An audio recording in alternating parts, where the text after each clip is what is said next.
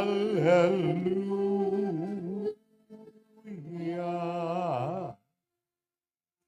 Salita ng Diyos ang buto na tanim ni Hesu Kristo upang tumubo sa tao. Hallelujah, hallelujah,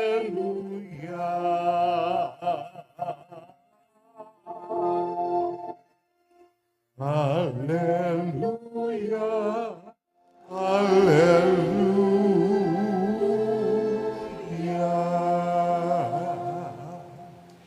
Sumainyo ang Panginoon. At sumaiyo rin. Ang mabuting balita ng Panginoon ayon kay San Mateo. Papuri sa iyo, Panginoon.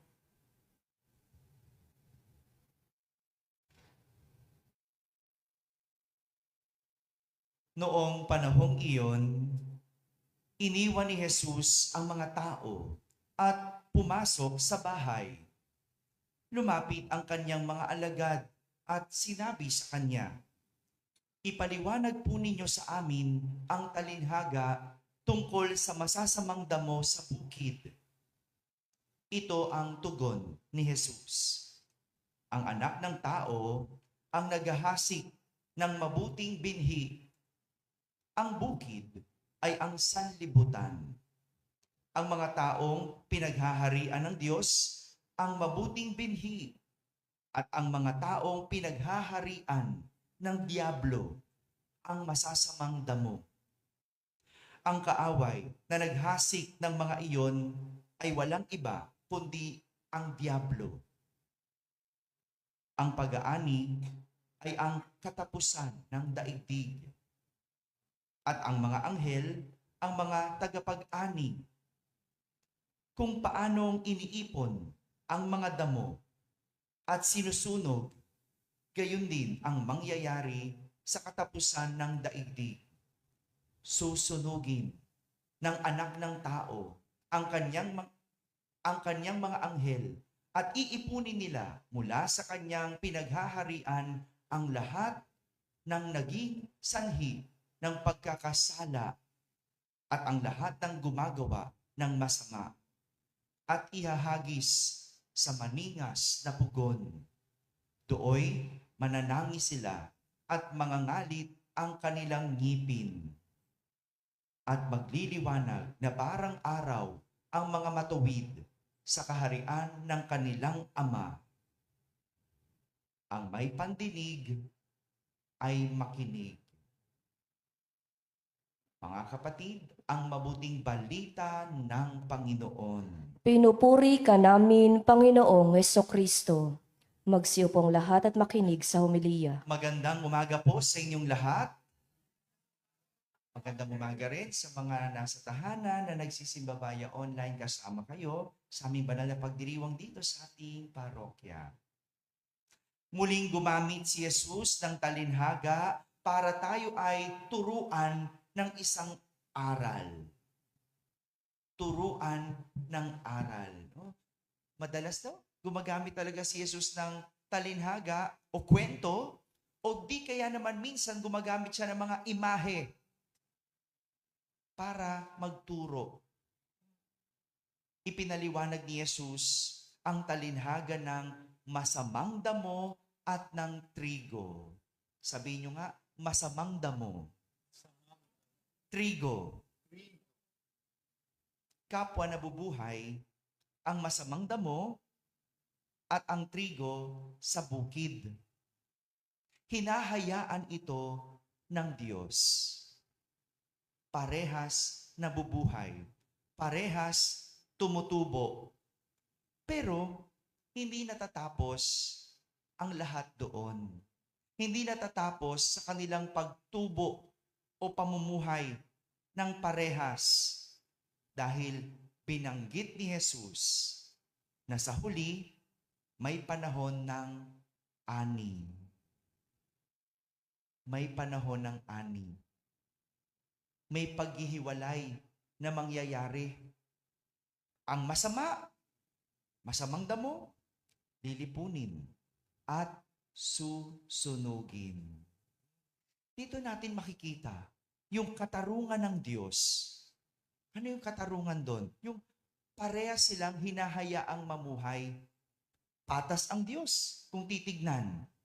Parehas hinahayaan ng Diyos. At parehas din may kahahantungan. Galing ng Diyos. Patas. Kaya hindi mo sasabihin, no, bakit hinahayaan ng Diyos mamuhay ang masama? Kasi parehas ang Diyos. Patas, tumuring.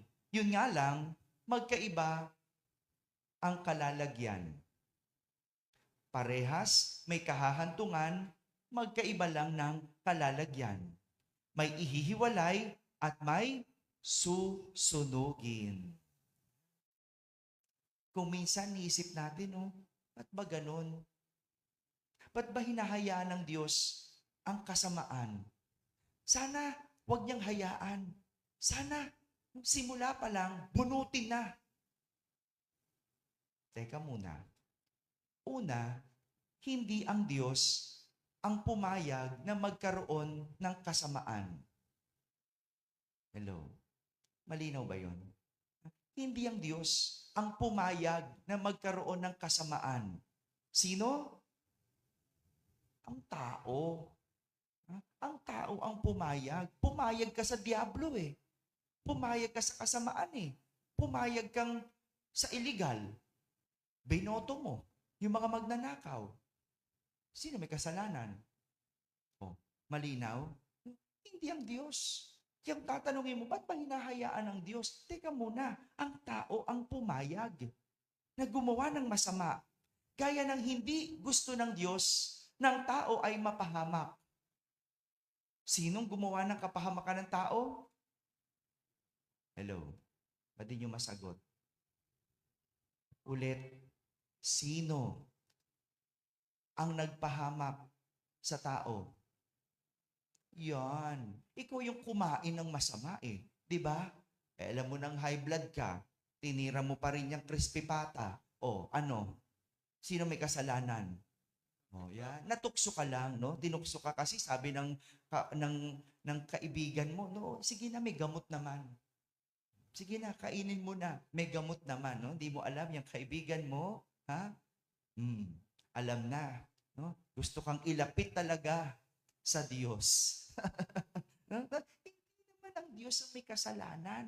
Kaya huwag natin sisihin, bakit ba hinahayaan ng Diyos? Hindi. Hinayaan ng tao. Hinayaan niyang sarili niya.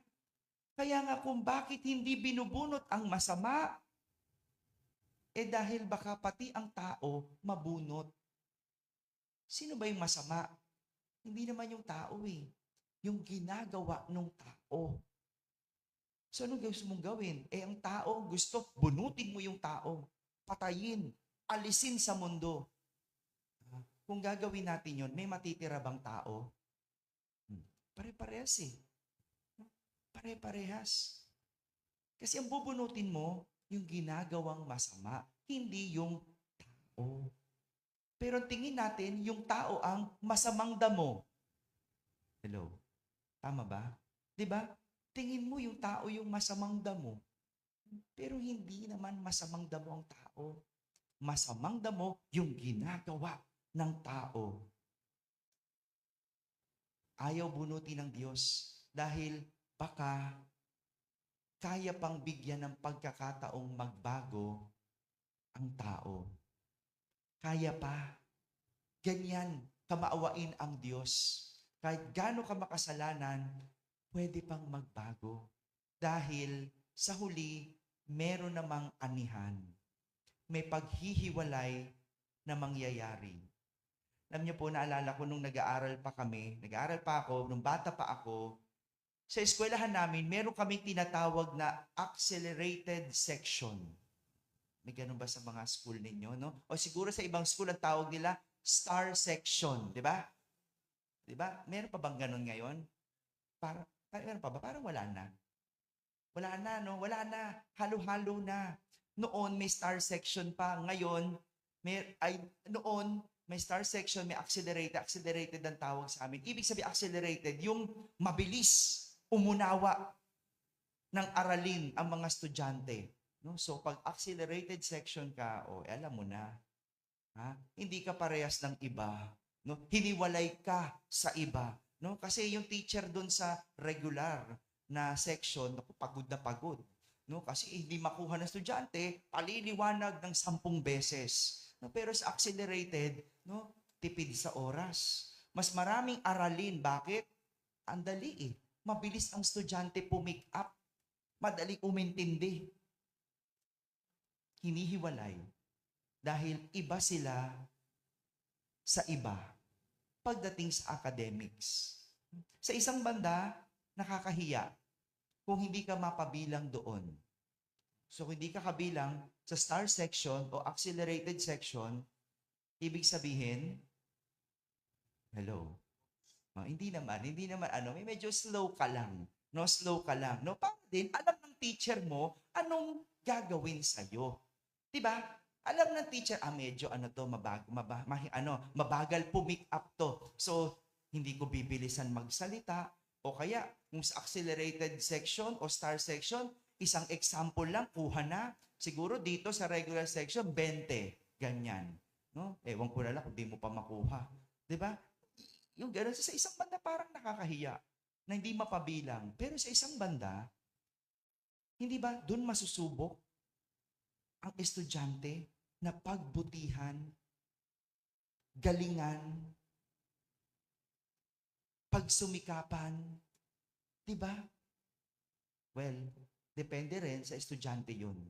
Kung may iwan lang sa hiya, wala nga silbi ang paghihiwalay.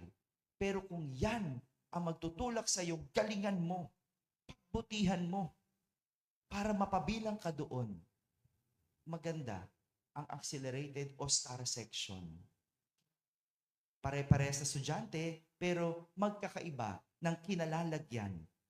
Dahil ang bawat isa ay siguradong may kapupuntahan ayon sa kanyang ipinakita at ginawa. Mga kapatid, ang Diyos ay patas. Tandaan nyo yan. Ang Diyos ay patas. Ganyan ang kanyang pagmamahal. Ngunit, tandaan, ang Diyos ay makatarungan din. Diyan naman ipinapakita kung paano ang Diyos magdisiplina. Sa huli, paghihiwalayin. Amen.